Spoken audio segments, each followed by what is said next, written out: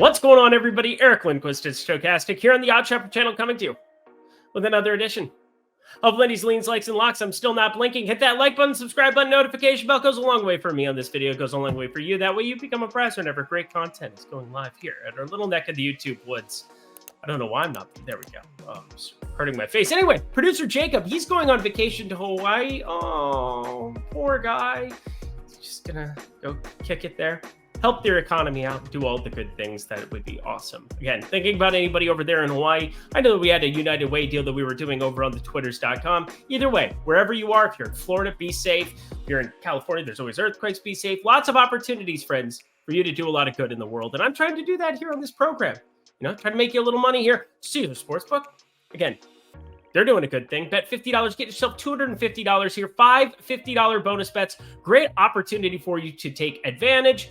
It's only if you're 21 and over, and if you have a gambling problem, please call 1-800-GAMBLER. But check that out, friends. Anywho, we've got 16 games here on tap, so I'm not going to bog you down with my usual weirdness. We got a lot to get to. Lots of plays on the cards. Two locks.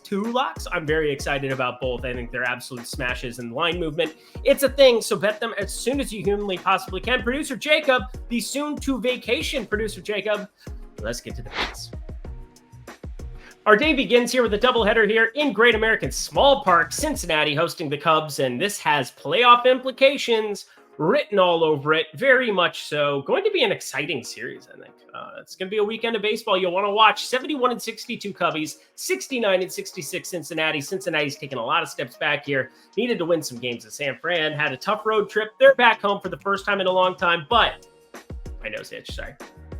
There we go. Matt McClain, he's on the IL. Joey Votto, he's on the IL. Lots of batters on the IL. Jake Fraley still there. And how many are there for the... Oh, yeah, nobody. Cubs are completely healthy. They've got their A team, and they're in the Class A team, stuck in their daydreams. Been this way since, not 18, but maybe like the 18th of August or July when they really started turning it on. Anywho, Graham Ashcraft going to be on the mound here. And I think, you know, by now, I think I've seen some positive signs. And when you see positive signs for a pitcher who's been terrible to this point, generally a source of relief. But you go back to his 2022 numbers, starting to look like what he's done for the last 2 months here. The K stuff, it's never going to be impressive. Only 17.4%. But last year, 4.02 expected ERA. This year, 4.99. However, that thing was north of 6 for a long time. Pitching a lot better, continuing to avoid the massive barrels, 6.9% barrel percentage. Really good stuff here from him after getting off to a rough start to his season. So Graham Ashcraft, he's going to be facing Jordan Wicks. And Jordan Wicks, probably don't know a lot about him because, well, why would you? He's definitely got pedigree. First round pick from 2021. The southpaw, he's got some stuff. The changeup, the fastball, that changeup is filthy. There's no doubt about it. However, I want to see how these skills translate over time. And you get in a ballpark like Cincinnati and you're just getting adjusted. It's a feast or famine spot. And when you start talking about lines, minus 110 on each side, there are books that have subtle discrepancies here. And I think that's where we want to be attacking game one and reacting to news in game two, especially because I have no flipping clue who's going to be pitching for game two. And neither do you. If you knew, well, you'll probably know by the time you hear this, so that's not true. Anyway, for game one, Cincinnati money line is going to be a half unit play. If you can find it inside of minus 110, all the better, friends. And I think you should be capable of finding that. Minus 107 at Bet Rivers, minus 110, kind of the prevailing number across the industry, but Cubbies definitely feel like this is close to a pick'em style. Maybe Jordan Wicks. Maybe we could just see that AAA stuff continue on. But my guess, Graham Ashcraft, Cincinnati here, back at home. Like the game one backing there. And then game two, we're going to lean Cincinnati again here because I expect them to be dogs to just about anybody that the Cubs are rolling out here. Trying to hit 1 at 2 here, Cincinnati. Well, got to hit 2 if you're going to bet both because minus 110, and then otherwise you lost 10 cents. Let's pretend like I never said that. Cincinnati money line for game two. That's where we're going to lean. Need to see the numbers. Need to see the pitchers. Happy September, everybody. Now we're going to fly. The Miami Marlins beating up on the Nationals as we speak. 5-1 bottom of the 6th. Of course, I ended up on Washington, too. In addition to that over, they're only at 6 runs. Need a little bit of help. Need a lot of help on the Washington one. That's pretty dead. But either who, it's just 4 games here on Thursday. The 16-gamer, we can be more selective, and yet I do like something from this one. Yuri Perez coming back into the bigs. Well, he got sent down. They basically wanted to just monitor his innings, be smart with stuff, and it is what it is. He was a double-A Pensacola just hanging out, waiting. The guy's awesome. 2.68 ERA, 1.04 whip. Really good rookie season for him here. And now his last couple starts starting to show why he's as touted as what he is. 6 innings, only 2 hits against the Dodgers with 10 strikeouts on the road. Unbelievable. The guy's ridiculous. And then he backed it up last time out with another ridiculous outing against these very same Washington Nationals. 7 strikeouts in 6 innings, only 3 hits. And yeah, he gave up 1 run. Whoop-de-doo. Just saying, these Washington Nationals against righties, not nearly as good as what they are against lefties, although Braxton Garrett didn't really have problems with them today. Thanks, guys. Appreciate you. On the other side of this, though, Jake Irvin, 4.30 ERA, 1.38 whip, and overall, not very good. Not very good at all. In fact, I'm very surprised that we don't see this line extended into the minus 180 type territory. Thought about locking this. Literally thought about locking this, but here's the thing. The model doesn't say to do that. So we're just going to play it safe, friends. Half unit on the Miami money line. I will say, for all of the people who like to parlay all the likes, all the locks, everything together, if you want to parlay something to a lock, this is my choice for you. The Miami money line, my favorite non-lock play of the day. Well, producer Jacob, I'm sure he just jumped the ship and just started typing it in before it even got there. You did, didn't you? I know your tricks, Dewey. Anywho, Seattle Mariners, New York Mets, and no idea who's going to be pitching here for Seattle. Seems important. I think it's going to be Logan Gilbert. Why wouldn't it be Logan Gilbert? 5 days rest, pitched on the 26th. So the 5 days should be Logan Gilbert, but not officially announced. So we have to sit and wait. Wish, hoping you believed in superstitions, the whole Jack Johnson song that I quote way too much, but sorry for it. I see why some of you hate me. Logan Gilbert, 43% hard hit percentage, 298 xWOBA. One's really good, the 298 xWOBA. One's really bad, the hard hit. And you do have a tough spot here. You're taking him out of T-Mobile. I think it's an interesting spot to be backing the Mets at this kind of a price. You're looking at a decent kind of price. And again, Logan Gilbert's the assumed starter, plus 102. And that wouldn't exist otherwise, but technically still not announced. Kadai Senga is, though. You guys having fun backing Kadai Senga this season? It's been an up and down year, if we're going to be honest, but he's been awesome. 3.17 ERA, 1.24 whip. It's just for our purposes, we need strikeouts. And last time out, laddered him to 10 Ks. Just saying. 6 2/3. Had 10 Ks, even with 3 walks, which is just dumb to think about. Again, why am I worried about walk problems when it comes to certain pitchers? Well, because when that's factored in, you have to pitch more pitches. To get to 4 walks, you're pitching more pitches. Your counts are getting deeper. You're not finishing off batters, and you're just better off having a couple of those, early count. Somebody jumps on an 0-1 and save those pitches for later. But Kadai Senga, oh boy, it's a Seattle Mariners team that likes to strike out a little bit, and well, I really do want to be firing up Kadai Senga in some capacity here. 7.5 is my assumed strikeout rate here. I'm also a little bit nervous that they might start putting the kitty gloves on him as we end the end of the season. But he had 105 pitches against the Angels. I didn't expect 105 pitches. He had 97, 85, 99, 3 of his previous 4. 107 smack dab in the middle of it against Atlanta. But overall, 8 strikeouts. That upside is still there. Want to be seeing the price, but I want to attach this to the money line if it makes sense. Want to see Logan Gilbert officially announced. And yeah, Senga's success, getting double dipped there with the Mets money line. Don't hate it. I don't hate it. The Tampa Bay Raws taking on Tyler. Well, no, they're not taking on Tyler Glass now. They have Tyler Glass now. He's going to be taking on Cal Quantrill coming off of the IL for this one. You probably don't want Cal Quantrill pitching ever. This has got to be one of the guys that I targeted the most last season, but haven't gotten a ton of chance. His last start was on July 5th. He gave up 5 earned, 11 hits. Here's his previous 4 starts before, the shoulder injury, whatever that was. He was fine. Just terrible. 6 earned, 8 earned, 6 earned, 5 earned. Lots of hits. The ground balls show up from time to time, but if they're getting hit hard, friends, it doesn't matter all that much. We're talking like really hard hit, not just like the Framber Valdez hard hit or guys with good ground ball rates. Anyway, you don't care. We care about plays. Do you have a play in this one, Eric? Well, yes, I do. In fact, Cal Quantrill, if we're going to be targeting him in some capacity, who are some of the better guys to do that with? Well, lefties. Lefties are going to be who I want to be attacking Cal Quantrill with. A 160 expected ISO, a 198 actual ISO. He has had a higher expected ISO against righties, 220 in that department. However, I do think you look over his career numbers and it's still showing to have traditional type splits. 159 expected ISO against righties, 162 expected ISO against lefties. And that's over the course of his last 5 seasons. So just throwing that together, who do we think we could go with? Well, you have Luke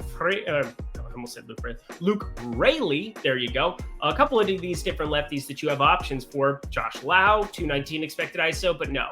It's very clear-cut who I'm going to, and I expect a lot of positive regression for him. We've already started to see it since he got back from the IL, since the second half of the season. It's Brandon Lau with a 223 expected ISO, a 16-degree average launch angle, and 16 homers on the season in 310 plate attempts against right-handed pitching. Look at me. I did some work. It's almost like I am a professional. Very professional, guys. I'm a professional. Brandon Lau, home run. Hit it fucking far, please. The Rangers taking on the Twins. My Minnesota Twins heading to Arlington. Not something I was expecting to see Max Scherzer on the mound for Texas and my Twins. This is not going to be a fun series for me, guys. Joe Ryan going for us. 4.33 ERA, 1.15 whip. But here's the thing. Joe Ryan's peripherals, like his underlying metrics, they are a lot better than some of these surface numbers. 29.3% K rate, 284 xWOBA. I'm a little bit worried about the 20.6 degree average launch angle, over a 40% hard hit percentage, and facing this Texas Rangers team that likes to take the faces of just bashing the heads in of right-handed pitching all season long, pretty much all pitching. I mean, Corey Seager, have you seen his numbers against righties? Let me just tell you quick. 351 average, 18 homers. These are good things, friends, in terms of WRC plus. Do you want to know his WRC plus against right-handed pitching? 194. Only person better in all of baseball, you guessed it, Shohei Ohtani, 195 WRC plus. I did a lot of work for this slate. Maybe it's just that I came off of 4 games and I just needed to like really buckle down for the people. And as such, I have a play from this one. And it's going to be a lock. And a lot of why I'm going to be going this direction is because one Max Scherzer exists. And Max Scherzer with the Texas Rangers, fun.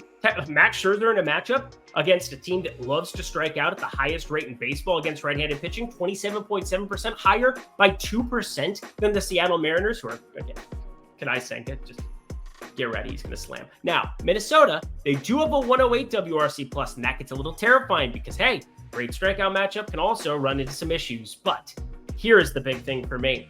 Max Scherzer, 282 xWOBA, 37.7% hard hit percentage, and the ballpark.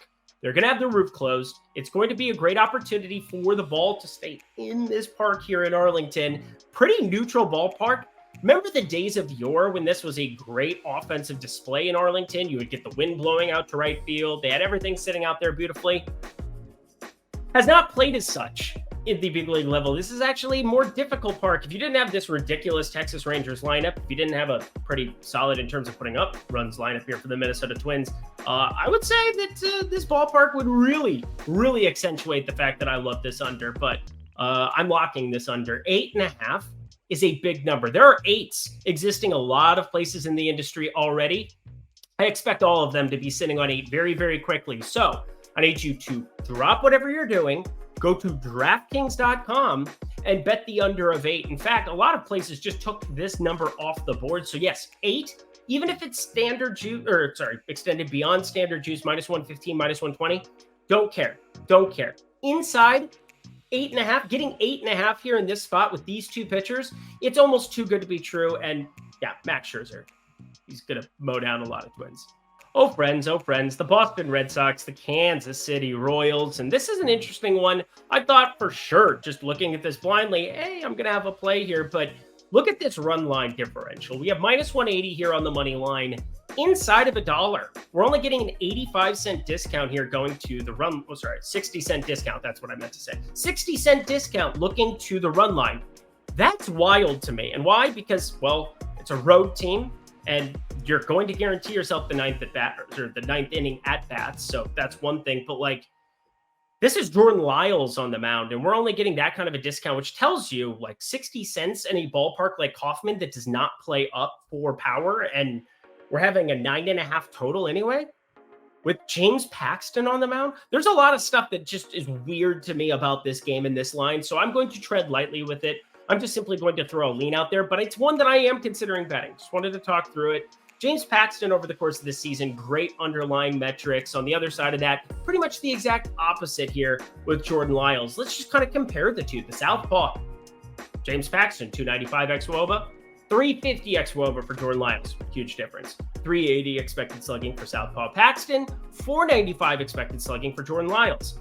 See where I'm getting at here? The only difference is that, well, one has the Boston lineup and one does not. Now, Kansas City's been playing better baseball of late. We've seen some shootouts that they've been in from time to time. Bobby Witt is north of 25 homers on the season, continues to put it together. Our guy Nelson Velasquez, MJ Melendez, he's been showing up. Sweet Melendez, feeling pretty good overall about the Kansas City top of the order.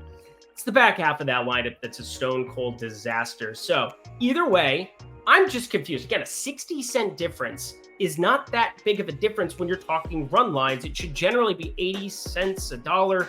You're looking at things like that. It's going to be more condensed in environments like Coors Field. Again, more runs, more opportunity for that extended beyond a run and a half. So books are pretty good at that at this point in time. Again, I'm so confused by this line. We're going to the run line, -1.5 Boston. Very curious. And if you want me to discuss anything further, I do a Lindy's Locks update. I talk through plays that are generally just confusing to me or things and spots that I think could provide value for us here. I've been covering primarily locks, and 2 locks I will be covering. But I think this play specifically in talking about the difference between money line and run line, why I choose one over the other in certain spots, I think that bears discussion. Who wants a little math on Friday afternoon, huh? Okay, nobody. Boston -1.5, just a lead. I think the math is going to like this one. We've got the Chicago White Sox hosting the Detroit Tigers. We got Erod, Eduardo Rodriguez on the mound going up against Touki Toussaint. And when I looked at this one blindly, I thought, hey, what a wonderful time of day. No, I didn't think that. The White Sox, we saw Touki Toussaint. He's been pretty good at avoiding expected ISO, but it just seems as though for whatever reason, the guy has just dipped into his bag of tricks, found ways of being effective at the big league level this season. And it's still not working out for him because now we're starting to see long balls re-enter the conversation. 6 home runs in his last 5 outings, 3 of those being double dong days. Double dong days. Good here, bad on Pornhub. But either way, I like the White Sox here. I do. I think this is a great spot to be targeting them for a little bit of value, but I kind of am hoping people bet Detroit and bet this number a little bit north of it. And I get it. Eduardo Rodriguez this season, been really, really good. You didn't want to go play for the Dodgers? I will never understand that. Family man or something. How about go make your family more money by being a member of the Dodgers and winning a World Series, huh? 297 xWOBA, 380 expected slugging, 24.3% K rate. But there's one guy with north of a 300 x ISO on this ball club on the White Sox side. He just, 35 homers on the season now. He's ridiculous. Luis Robert. On any other baseball team, we're talking about how ridiculous this season has been for him overall. Again, Luis Robert, 303 x ISO, only 7 home runs against lefties over the course of the season, but not from a lack of peripheral number. You just don't want to have lefties rolling out against Luis Robert and this White Sox team because they're only going to be good against them. Righties. What lefties are you worried about in the White Sox lineup? I'll go on this tangent a different day. Luis Robert, 2 home run. If it's better than plus 285, we are firing this one up for sure. Inside of that, don't fire it up. But either way, I think Luis Robert's hitting a bomb off a lefty, and a good lefty at that. Hopefully we get an inflated number. Guys, there are a ton of sportsbook promotions going on here as we're approaching the NFL season, but I think I found your best one. It's this one. The Caesars Sportsbook. Bet $50, get $250. That is paid out as 5 $50 bonus bets from Caesars Sportsbook when you sign up the link below. Here's how it works. You take $50, you deposit it over at Caesars, you bet it on anything that your heart desires. And as a result, you're going to 5x that coming back to you from Caesars in 5 $50 bonus bets. Yeah, you heard me. You're going to get one immediately in your account. And then for the next 4 Mondays, so we're talking next week, leading you into week 1. And then week 1 itself, week 2, week 3, 4 consecutive Mondays, you're going to get a $50 bonus bet added to your account. That's spaced out. Some people want it to be spaced out a little bit, not fire it all at once. But when you bet that $50, getting 5 more bullets at something, I talked about this the other day, where money lines, if you're just betting an even money line blindly, and you're trying to double your money, getting 6 cracks at it, 6 cracks, that's a ridiculous opportunity for you to double your money here. So not only double it, but if you hit one of those, let's say you run neutral, 50% of them, you hit them there. That's going to be a decent amount of profit for you coming back. Also, when you hit on that $50 bonus bet, that's $100. That's 5 opportunities to hit for $100 on an even money line. So just saying, not only with that $50 investment that you have there, but with 5 other $50 bonus bets coming your way, guaranteed from Caesars, it's an opportunity to really set up your bankroll for the rest of the NFL season. And then, hey, you want to scale back to $10, $20 for NFL bets? You have a great opportunity to be profitable, especially with Lindy's Leans, Likes, and Locks coming to the NFL streets starting next Friday. So friends, do yourself a favor, sign up at the link below over at Caesars if you have not already. It's only if you're 21 and over, and if you have a gambling problem, please call 1-800-GAMBLER. Alrighty, vacationing producer Jacob, let's get back to the picks. I like it a lot. The Yankees, the Houston Astros, and if this were last year, this would be the premier pitching matchup of the evening. Spiking out of the red corner, we've got the New York Yankees and Carlos Rodon going up against Justin Verlander and the Houston Astros. It's fantastic stuff, my friends. Now, one of these pitchers has really acclimated to their new team, and it's Justin Verlander, who is now back on his old team, but it's technically his new team. He's got a Mets hat in his photo still, so just throwing it out there. But you know what he's done his last 2 outings? Giving up 0 runs, ends up being a 17-4 shellacking and a 7-3 win. Houston's playing the best ball of the season. They went into everywhere, murdered everyone, Fenway and Detroit, America, and just wild. Houston's going to be terrifying. Who'd have thunk it? But anyway, Justin Verlander's a lot of the reason why, because now he and Kate Upton are back in their homeland. They're happy. Just living the life because they got to know.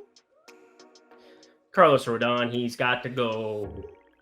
He's been really bad. Carlos Rodon, no doubt about it. 5.97 ERA, 1.41 whip. Tell you what, seeing minus 200 and minus 115 on the run line, or that's Yankees. There we go. Minus 1.5. Even money on the run line. See, this is that $1 difference I'm talking about. This makes more sense to me. Just saying, it makes a lot more sense to me. And that's where we're going to bet it, my friends. The run line for the Houston Astros against Rodon. These peripherals have been just truly horrendous. I repeat, what is going on here? 5.97 ERA, 1.41 whip. Can't stop walking dudes. Did have 7 strikeouts against Tampa Bay. Maybe he's finding something. Maybe we see that K rate start to trend back up. But as it stands right now, I'm going to take, I hate saying this because I do not believe in these things, but the hot team. I'm going to take the Houston Astros. I'm going to be the chalk donkey. Houston Astros, minus 1.5 on the run line. Easy little half unit. Move on with your life. Oh, I hate when I take big favorites that I know are just going to get jammed by the public.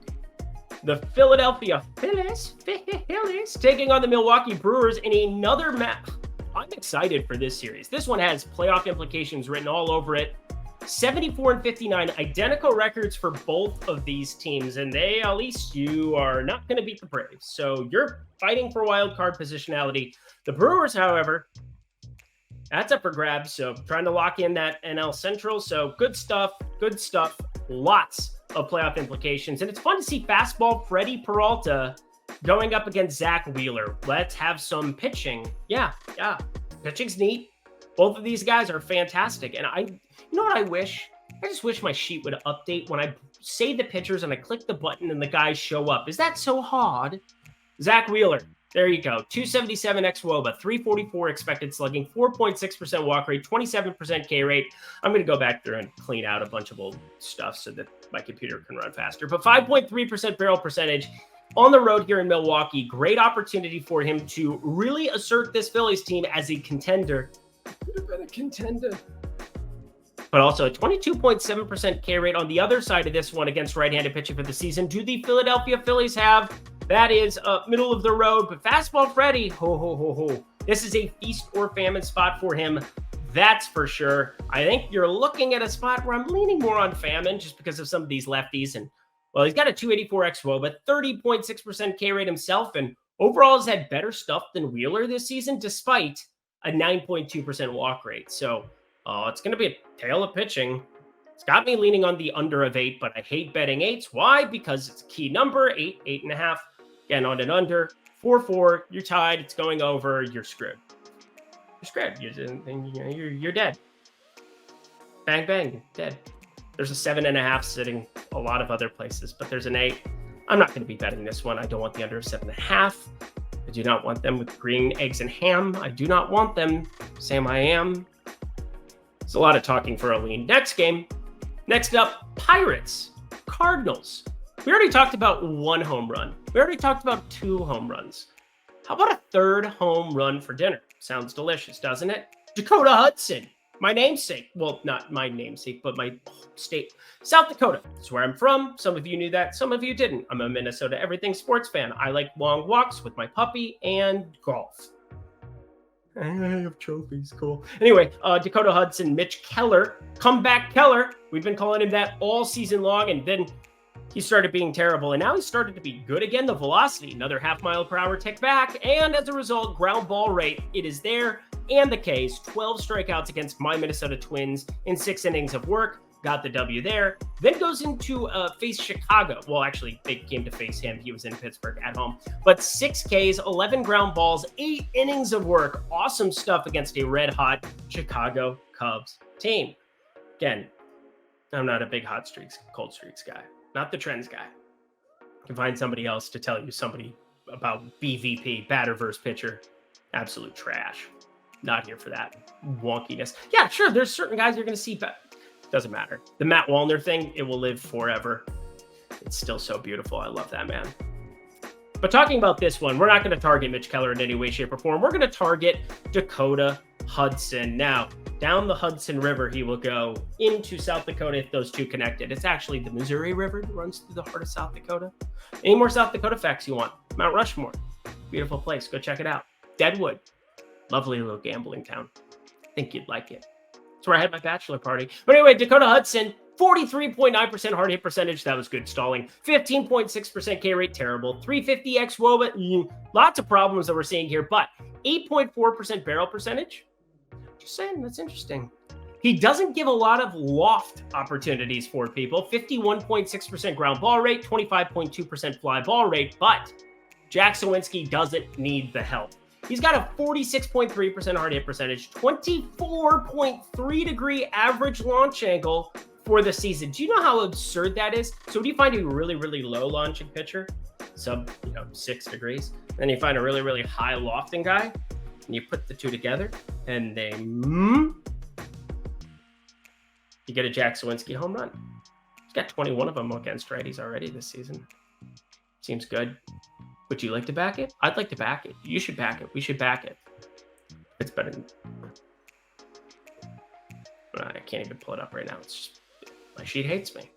Jacob hates me now because I'm just talking. Next. 5 games to go, my friends. Hit that like button, subscribe button, notification bell as we head to Coors Field. Toronto Blue Jays, not a team you see there every single day, but they're popular in DFS, taking on the Colorado Rockies in the pitching matchup. Hyun-Jin Ryu against Chris. I stay flexing in my candy paint, rolling dang, sipping drank on an 84 swang. I had to pause for the people who hate it and then also for the people who like it. But anyway, we've got Mr. Hyun-Jin Ryu, 30.6% hard hit percentage, 365 expected slugging.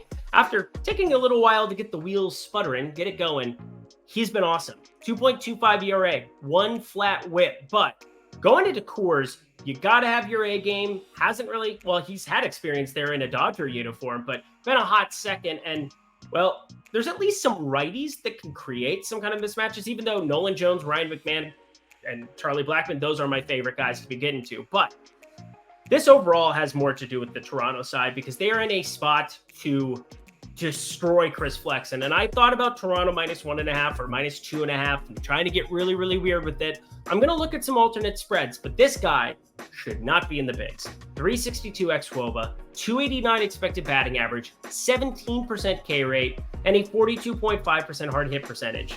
There are some, no doubt about it, bombs coming from Toronto's side of things. And yes, no Bo Bichette, still a problem. Bobo Bichette. Boba, sorry. It sounded, that's what it was. It was like a Pokemon thing to me. Some of you hate me now. I get it. I hate myself. Over 12? I'm getting a key number on 12 here. Hyun-Jin Ryu's been good, but like this is Coors Field, and the Toronto bullpen, especially the middle relievers, if they can get a couple knocks off Hyun-Jin Ryu, it's a good spot. 12. It's a pretty low number. 12. We're gonna bet it. Over 12. Like it. Over 12. Over 12. God, another freaking total. I'm so sorry for the people who hate totals, and then you want props, and then you want everything. Here's the thing. I'm in the premium Discord. You can fire up anything you want there. If you sign up for that below, I will give you my betting card every single Sunday through Friday, especially Sundays with the NFL coming up here so shortly. Oh. Let it be the year that we just absolutely smash. We smashed NBA. Hard. MLB. Bounced back after a terrible beginning of the season. Just smashed the last 2 months. Smash City post All-Star break. Pretty much that All-Star game was the impetus for everything. And similar to that All-Star game, we're going to be looking at an under and not a catcher home run. Shout out Elias Diaz. He's a real one. But we are looking at the Angels, the now vacant, I don't know who they're going to play in the outfield, Angels going up against the Athletics. Let's recap for the people in the back, shall we? Hunter Renfroe. He now plays for the Cincinnati Reds. Don't ask me. I have no idea. There's somebody else that just you have Joe Adele on the IL, Taylor Ward on the IL, Mike Trout, after 1 day back in the bigs, back on the IL. Mickey Moniak, probably not going to be here on this one. I know it wouldn't matter because it's left on left. You got Randall Grichuk. He cleared waivers. He's going to remain with the Angels, so I know he'll be in the outfield. Pretty wild. Nobody wanted Randall Grichuk to me. I guess they didn't want the salary. That's probably anything. It's really the only thing. And yeah, this Nolan Chanel, he's been good, but JP Sears on the mound here for the Oakland Athletics. This is going to be a tough one. This is a tough one for him. And another southpaw in Patrick Sandoval on the mound for the Angels. But JP Sears, 467 expected slugging, 336 xWOBA, but he's going to be pitching here in Oakland. Great pitcher's ballpark. He's also going to have an Angels lineup that is now truly missing some pieces. So Reese's Pieces, Buttercup. I know karate, I know kung fu. Anyway, we've got the Angels on the other side of this one with Patrick Sandoval. Interesting peripherals, 34.7% hard hit percentage. Yay. 49.5% ground ball percentage. Decent. Then the 20% K rate and 10.8% walk rate. And I think I brought it up multiple times throughout the course of the last few months, but Oakland, surprisingly not as terrible against left-handed pitching. Just not. 90 WRC plus isn't good. 140 ISO isn't good. But Zach Geloff, since he showed up, this team has been near 100 WRC plus against lefty pitching. That kid makes a difference. He's rather good at the game of baseball. 463 expected slugging, 40.7% hard hit percentage. You get Shane. I'm going to swing from the Langoliers. I'm not going to sing it because that would be annoying. Under 8, though. Under 8 is a like. Let's just see how these Angels pieces fit together. It's a really bad baseball team. Should have traded Ohtani. Oakland. Almost thought about betting them here, too. Just the under of 8. That's all we want. Finally, my friends, we get our team. This is our team. This is our year. The Baltimore Orioles. Get them out of Camden Yards, presented by Orioles Park, whatever it's called. Orioles Park in Camden Yards. It's got some stupid attachment to it. Every time it comes up on the bottom bar of MLB TV, just call it something. Call it Camden. That's what it is. Anyway, they're not playing there. They're playing at Chase. So we're in Arizona. We're in the desert. And Zach Davies on the mound. Zach Davies on the mound. Haven't gotten to say that for a while. Zach Davies is an absolute terrible human being. And go with that. He's a terrible pitcher. In fact, he had one start that was on the 26th since he got back here. Went okay. 5 innings of work. Only gave up the one solo shot. He had, 5 strikeouts against Cincinnati? But again, that was against Cincinnati. Nearly a 7 ERA on the season, a 1.60 whip, and, well, the underlying metrics. Again, Matt McClain hit that home run. Matt McClain now on the IL. So sad. I hope Cincinnati can piece it together going down towards the end of the season. But you look at Zach Davies, bright blue across the screen, and that's bad. 274 expected batting average, 18.2% K rate, and 10.4% walk rate. It's not that Cole Irvin's that much better. 366 xWOBA, 283 expected batting average, 497 expected slugging. This Arizona team as well, they've been decent to a certain extent, but against lefties, against lefties. Even though they have just a 20.4% K rate, they have a 147 ISO, and the big kicker, only a 92 WRC plus against that handedness of pitcher. Their best player, Corbin Carroll, throughout this entire season, he has to go to the back half of the lineup because he has such renowned splits against righties and lefties. So at least Irvin neutralizes that. You still have to get by the Evan Longorias and the, all these righty-specific guys that Arizona rolls out there. Montero as a catcher, doing their thing. But I get Baltimore and this lineup that against right-handed pitching this season has destroyed the cover off the baseball since getting Adley Rutschman. Well, Adley Rutschman was always there, but getting Gunnar Henderson back on track from the beginning of the season. I love this Baltimore team at full strength. Now up over that Meridian mark, 102 WRC plus against righty pitching and a 167 ISO. I smell a lock. Smell a rat. Name that movie. If you don't know The Departed, I'm just going to give you the movie. Arizona Diamondbacks going to get slaughtered here. Baltimore money line. Good to have our team on the road again, giving us nice numbers that we can actually bet. Lock it in, friends. I wish I had more for you here, but San Francisco hates us. We've got, I think, what's going to be Tristan Beck starting here? I think. I really don't flipping know. Gabe Kapler. Stone cold woe when it comes to just announce your damn pitchers and then whatever. Michael Wacha, sub 3 ERA, 1.11 whip. I haven't completely believed all of the things that he's been able to accomplish this season, but at a certain point, you just kind of admit that he's a little bit better and you don't really know what to do with him. And I'm not really sure how I want to target him. And there's not even a number. And who's going to pitch for the Giants? I don't know. You don't know. And people are saying all the time, Eric, why do you do this video the night before? Well, you want to bet as soon as possible. It's just that the Giants rolled their lineup out last out of all the teams that were playing on Thursday. We have to guess on whether Sean Manaea is actually going to show up in a game or not as a long reliever.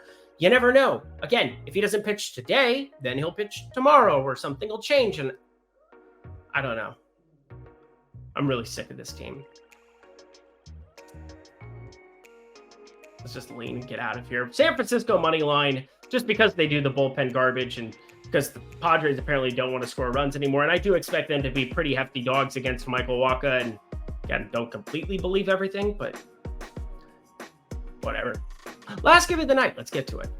On Lindy's Locks update on Thursday, I covered this one in depth because I could not have been more wrong about how books were going to be attacking that Spencer Strider versus Lance Lynn spot. It ended up being Lance Lynn who was rolled out.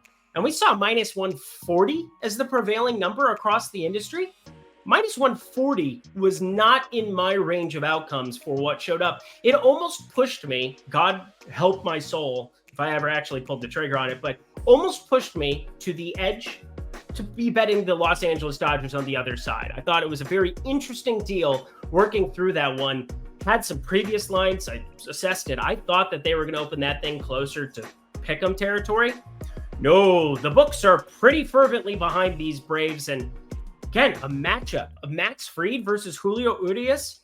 And you're seeing road favorite Atlanta Braves. Just saying, this is not something that I was expecting coming into this series. And I think this has more to do with the depth of this Atlanta Braves lineup, top to bottom, as what it is saying that the Dodgers should be dogs to the Braves in these kind of capacities. Because the Dodgers, their bullpen has been a strength in the second half of the season. Second lowest team ERA from the bullpen out of every team in baseball. Pretty interesting. Number one, the Atlanta Braves. That might be another problem. Saying. been interesting. But the Atlanta Braves in this spot here with Max Fried on the mound, Southpaw's been absolutely slinging it. Really good stuff since he got back off the IL as well. We're looking at him with a 320 expected slugging, a 256 xWOB, a 31.6% hard hit percentage. Tough to want to go target him here. Ground balls, 60.6% ground ball rate, 4.5% barrel percentage. He's been awesome, but you give me plus 105 on the Dodgers at home with Julio Urias on the mound, where he's been much better at home. I'm going to just say that seems like a decent enough spot. 34.6% hard hit percentage, 24.7% K rate. The major issue I have with him here and why I'm not going to play it is only a 37.8% ground ball percentage. And I know that it's weak fly ball contact, but you know what that turns into against teams with tons of power and tons of righty power like the Atlanta Braves have? Those turn into harder hit balls, fly balls, specific fly balls in Dodger Stadium. Ball go far. Ball go far. So we're probably just staying away from this one, but the Dodgers money line, it at least is intriguing to me. This might be a prop spot. Don't really know what to do with it. It's a really exciting baseball game from a real life perspective. I'm excited to watch it. I bet you are too, if you made it to the end of a 40-something minute video about baseball, but probably not going to bet anything here. Angels money line, just a lean. Oh, I want to pull the trigger though. And that does it for another edition of Lindy's Leans, Likes, and Locks. You know what to do. Go to that comment section. Let me know your favorite plays on the board from Friday. Going to be a really fun one. I think this Friday slate sets up nicely. It's also college football all weekend. Check out Ben Raza's video. We've got Eitan Shander firing up college bets in that premium Discord. I will have nothing to do with the college streets. Not my forte at this point in time. You stay in the lanes, and I'm just kicking it. Anyway, we got producer Jacob going on vacation. Give him some well wishes as we get out of here. Producer Alicia going to be joining me. Love that. She's a lovely person. Give her some love here as well as we get started. I will see you again, Jacob, next week, and I will see all of you next week on Monday. Check out Lindy's Locks update over on Friday on my X. It's so weird to say. Twitter, the artist formerly known as Twitter. And check out Caesar Sportsbook only if you're 21 and over. And if you have a gambling problem, please call 1-800-GAMBLER. Let's get out of here. Until next time, friends, I'm Eric Lindquist. Best of luck in the MLB streets on Friday.